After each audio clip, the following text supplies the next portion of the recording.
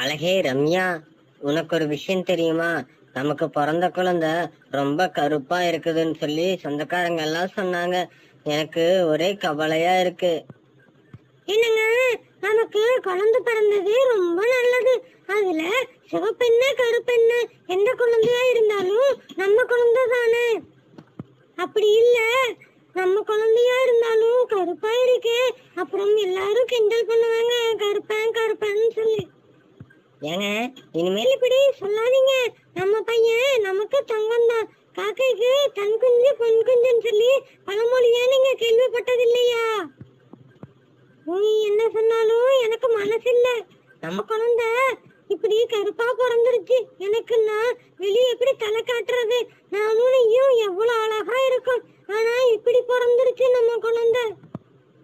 இன்னொரு தாட்டி இந்த மாதிரி பேசுனீங்கன்னா அவ்வளவுதான், உனக்கு எடுத்து உன் மண்டியிலேயே அடிச்சிருவேன். எனக்கு கருப்பான குழந்தை பிறந்ததுல ரொம்ப சந்தோஷம். சொல்ல போனா எனக்கு கருப்பான குழந்தை பிறந்தது ரொம்ப ரொம்ப நல்லா இருக்கு. ஏன்னா என் பையன் ரொம்ப அழகா இருக்கான். அவன் என்னோட பையன். இனிமேல் இப்படி பேசுனீங்க அவ்வளவுதான். அப்போது வீட்டிலிருந்து ஏதோ ஒரு சத்தம் கேட்க அவர்கள் இருவரும் வீட்டிற்கு வெளியே இருக்கும் வாசலுக்கு சென்றார்கள். வீட்டு வாசலில் ஒரு பெரிய சத்தம் கேட்டது. அம்மா அம்மா, இங்க வாங்க இங்க வாங்க என சொல்லி இருவரும் வேகமாக அங்கே நடந்து சென்றார்கள். ரமேஷ் அண்ணே, இங்க பாருங்க, உங்க பையனுக்காக நான் ஜூஸ் கொண்டு வந்திருக்கேன். என்ன தம்பி சொல்ற? என் பையனுக்கு ஜூஸா?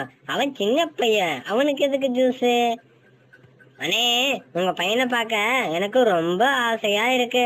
ஏன்னா அவன் என்ன மாதிரி அழகா இருக்கான்னு சொல்லி எல்லாரும் சொன்னாங்க. அதனாலதான் வந்தேன். பாத்தீங்களா நம்ம பையன் அழகா இருக்கான்னு சொல்லி அவனுக்கு தெரியுது. ஆனா அப்பா நீங்க, உங்களுக்கு இதை பத்தி எதுவுமே தெரியல. போங்க, எனக்கு கூட பேசாதீங்க.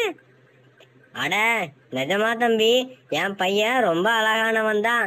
சரி வா, நீ ஜூஸ் குடுக்க கூடாதுதான், ஆனா வா, நீ கொண்டு வந்துட்ட, நம்ம அவனுக்கு லேசா ஒரு சொட்டு மட்டும் வைக்கலாம், சரியா? ஐ ஜாலி ஜாலி, எனக்கு ஒரு தம்பி இருக்கான். அவனுக்கு என்ன பேர் வைக்கலான்னு இருக்கீங்க? அவனுக்கு நாங்க நருட்டோன்னு பேர் வைக்கலாம்னு இருக்கோம் தம்பி. நருட்டோனா இந்த பொம்மை டிவியில வரும்ல, நருட்டோ உஃபுமாக்கி, அந்த பேர் வைக்கலான் இருக்கோம் தம்பி. எது நருட்டோவா? அதெல்லாம் சும்மா சொல்றா தம்பி. அவனுக்கு நாங்க மயூரன்னு பேர் வைக்கலான் இருக்கோம். மயூரன்னா கிருஷ்ணரோட பேரையும் முருகரோடையும் பேரையும் சேர்த்து மயூரன் அழகா வைக்கலான் இருக்கோம். நீ அவனை மயூன்னு கூப்பிடலாம், சரியா? அப்போது திடீரென அங்கே பகவான் கிருஷ்ணர் அங்கே வந்தார். அவர் மனிதர்களை பார்த்து சொன்னார், உன் குழந்தைக்கு என் பெயரையும் முருகனுடைய பெயரையும் வைப்பது எனக்கு ஆழ்ந்த மகிழ்ச்சி. சாமி, நீங்களா? என் பையனுக்கு பேர் வைக்கிறது உங்களுக்கு எல்லாம் தெரிஞ்சிருச்சா? எனக்கு ரொம்ப சந்தோஷமா இருக்கு சாமி. உங்களை பார்த்தோன்னே எனக்கு கை கால் ஓடல. சாமி, ஐயோ, நிஜமாலுமே நீங்க தானா? என்னுடைய பையனை பார்க்க இந்த பூமிக்கு நீங்க வந்துட்டீங்களா? ஆமாம், உங்களுடைய பக்தியில் நான் மிஞ்சினேன். என்னையும் முருகனையும் நீங்கள் ஆழ்ந்த தியானத்தில் வைத்து வழிபட்டு கொண்டு வருகிறீர்கள். அதனால் உங்களுக்கு ஒரு வரமாகத்தான் அந்த குழந்தை பிறந்தது. அந்த குழந்தையை என் பெயரே வைத்து அலையுங்கள். அவன் சத்தியமாக சொல்கிறேன், இந்த உலகம் திரும்பி பார்க்கும் அளவிற்கு ஒரு வீரனாகவும் அதிபுத்திசாலியாகவும் வளருவான். நிஜமாவா சாமி? என் பையன் பெரிய ஆளா வருவானா? நான் அவனை கருப்புன்னு சொல்லி வேண்டான்னு சொல்லிட்டு இருந்தேன். ஆனா இப்படி நீங்க சொல்றீங்க. நிறத்தில் என்ன உள்ளது? உன் மகன் குணத்தில் தனி சிறந்தவன். அவனை போல் ஒருவன் நீ இந்த உலகில் பிறக்க மாட்டான். ஆகையால் அவனை நீ நன்றாக வள. உன்னை போல நல்ல பண்புகளையும் குணங்களையும் அவனுக்கு சொல்லிக் கொடு. ரொம்ப நன்றி சாமி. நீங்களே வந்து என் கணவனோட குழப்பத்தை தீர்த்து வச்சிட்டீங்க. அதனால இனிமேல் அவரு என் பையனை கருப்புன்னு சொல்லி கிண்டல் பண்ண மாட்டாரு, வருத்தப்பட மாட்டாரு. சாமி, எனக்கு ரொம்ப சந்தோஷமா இருக்கு. அவங்க குழந்தைய பார்க்க வந்தப்ப எனக்கு நீங்க தியானம் கொடுத்துட்டீங்க. ரொம்ப நன்றி சாமி. சிறுவனே, உன்னிடம் ஒரு ரகசியம் சொல்கிறேன். உனக்கு மட்டும் சொல்கிறேன், கேள். அந்த குழந்தை தான் நான். பகவான் கிருஷ்ணரின் அவதாரம் தான் அந்த குழந்தை. நீ என்னுடைய அண்ணன் பலராமனின் அவதாரம். பலராமன் பற்றி உனக்கு தெரியும் தானே? மகாபாரதம் சீரீஸ்ல நான் பார்த்திருக்கேன் சாமி. அவரு நிறைய சாகசம் செய்வாரு. பீமனோட வாத்தியார் அவருதான். சரியாக சொன்னாய். நான் தான் கிருஷ்ணர். என்னுடைய அண்ணன் பலராமன் நீதான். ஆகவே கிருஷ்ணரை நீ ஒழுங்காக பார்த்து கொள்ள வேண்டும். அவனுக்கு என்ன பிரச்சனை வந்தாலும் நீதான் அவனை காப்பாற்ற வேண்டும். சரியா? சரி சாமி, நீங்க சொல்ற மாதிரியே பாத்துக்கிறேன். ஆனா இந்த காலத்துல அரக்கர்கள் யாரும் இல்லதானே? அப்புறம் என்ன? நான் இந்த உலகில் பிறந்திருக்கிறேன் என்று தெரிந்ததும் அனைத்து அரக்கர்களும் இங்கே வருவார்கள். முக்கியமாக எலும்புக்கூடன், ராட்சசி பேயன் அனைத்தும் வருவார்கள். அவர்களை நீ தான் தடுத்து நிறுத்த வேண்டும்.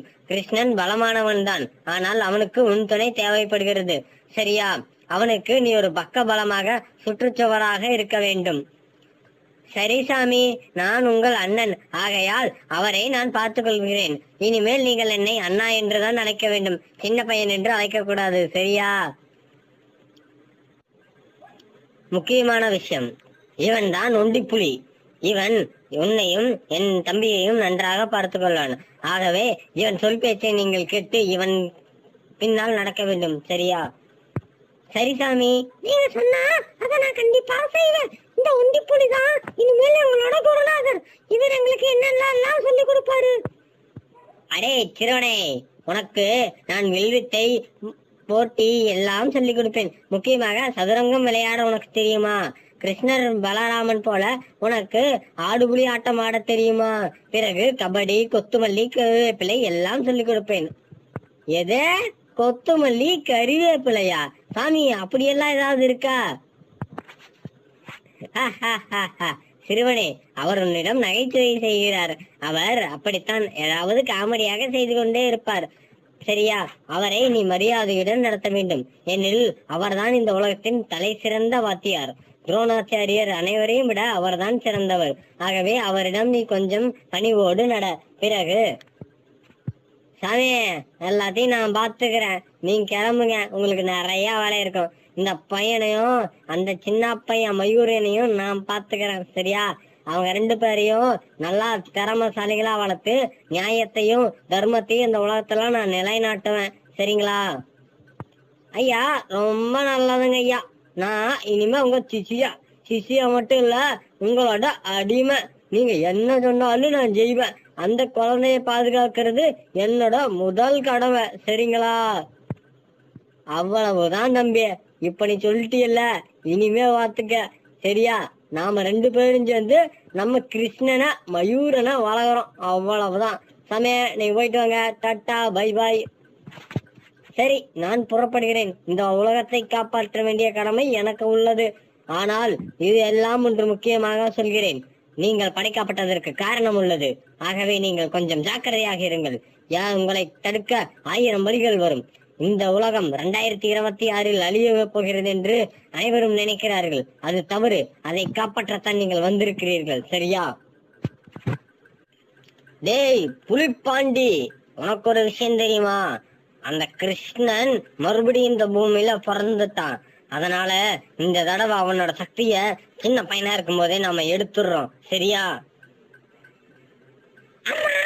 நாமளும் பல கோடி வருஷமா இந்த பூமியில மறந்துதான் வாழ்ந்துட்டு இருக்கோம். அப்புறம் அவனுடைய சக்திய கண்டிப்பா எடுக்கிறோம். ஆனா அதுக்கு நமக்கு சக்தி வேணுமே. ஏதான ஒருத்தன் சக்தி வேணும் சக்தி வேணும்ட்டு நம்ம கையில துப்பாக்கி இருக்கு, அதுவும் பொம்மை துப்பாக்கி. இத வச்சு அந்த குழந்தையோட சக்திய ஏமாத்தி புடுங்கிடலாம். சரியா? டேய், நீங்க ரெண்டு பேரும் காமெடி பீஸ்ன்னு எனக்கு தெரியும். என்கிட்ட 1000 பேய்களும் 1000 வில்லன்களும் இருக்காங்க. ஆனா உங்க ரெண்டு பேரையும் ஏன் செலக்ட் பண்ணி அனுப்புறேன் தெரியுமா? ஏன்னா எங்களாலதான் முடியும். ஏன்னா நாங்க ரெண்டு பேரும் உங்களுக்கு ரொம்ப பிடிச்சவங்க. அதனாலதான். அப்படியெல்லாம் ஒண்ணும் இல்ல. நீங்க ரெண்டு பேரும் தான் வெட்டி முண்டா வீணா போன தண்டம். எந்த வேலையும் உருப்படியா செய்யறது இல்ல. வேணா சிக்கன் பிரியாணி, மட்டன் பிரியாணின்னு சாப்பிட்டுட்டு இருக்கீங்க. அதனாலதான் உங்களுக்கு இந்த சின்ன வேலையை கொடுக்குறேன். ஒழுங்கா அவன் சின்ன பையனா இருக்கும் போதே போய் உங்க சக்திய கொண்டு வாங்க. சரியா? அதை விட்டுட்டு இந்த தாட்டி சொதப்புனீங்க, உங்க ரெண்டு பேரையும் அவ்வளவுதான். அம்மா, நீங்க கவலைப்படாதீங்க. அந்த சக்தியை தூக்கிட்டு வர்றது எங்களோட கடமை. சரிங்களா? அந்த சக்தியை வச்சு அழியாத வரத்தை நாம அடையிறோம். அதுல எங்களுக்கும் கொஞ்சம் பங்கு கொடுங்க. சரிங்களா?